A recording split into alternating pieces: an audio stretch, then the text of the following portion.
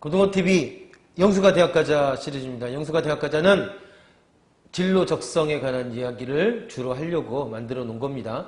특히나 해당하는 한 과를 꼭 집어서 그 과가 어느 대학에 있으며, 그리고 전형의 모양은 어떻게 되어 있으며, 그리고 수시와 정시에서 몇 점 정도, 어느 정도, 우리가 중요한 게 어쨌든 대학을 가려고 하면 시험을 봐서 합격해야 되니까 어느 정도 성적이면 갈 수 있는지를 미리 가늠해 볼 수 있도록 저희가 정리해 놓은 겁니다.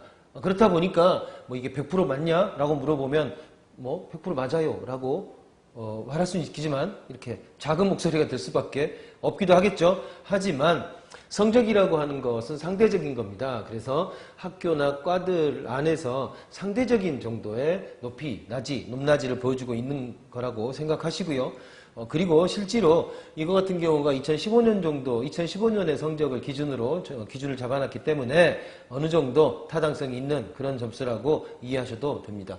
정치외교학과, 뭐 예전에는 굉장히 뭐 정외과, 신방과 이런 것들이 굉장히 특성화되어 있어서 사회과학이라고 하는 게 굉장히 다양할 뿐만 아니라 영역 구분이 크게 되어 있는 것처럼 그렇게 느껴졌습니다. 하지만 요즘 와가지고는 사회과학이라고 하는 것이 그렇게 영역 구분이 정확하냐, 뭐 그런 게 아니죠. 사실은 비슷비슷하다. 그리고 뭐 이과나 저과나 뭐 사실은 도찐개찐 아니냐, 그 말도 그렇게 틀리진 않는 것 같습니다. 하지만 어쨌든 정치외교학 가게 되면 정치외교학을 공부하게 됩니다. 여기 나오는 대로 뭐 정치외교학은 정치학 이론 뭐 이런 것들을 공부한다 이렇게 돼 있습니다.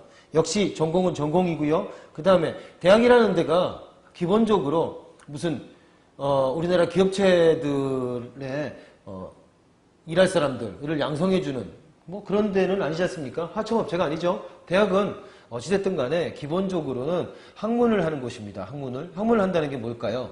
물론 지식을 쌓는 것도 있지만 사회 전체 혹은 자기 인생 이런 것들에 대해서 뭔가 깊이를 더해가는 뭐 이렇게 곳이라고 해도 되지 않을까 싶은데, 아무튼 그런 곳입니다. 그러니까 그래서 정외과 같은 경우도 말 그대로 정치학과 외교학이라고 하는 것을 배우는 곳, 그런 것을 공부하는 곳이라고 이해하시는 것이 더 맞는 얘기입니다.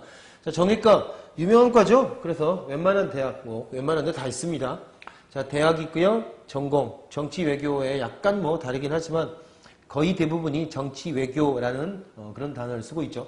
학생부하고 수능 반응 비율입니다. 2015년을 기준으로 해서 학생부와 수능의 반영 비율입니다. 이건 정시를 기준으로 했습니다. 그 다음에 반영하는 영역입니다.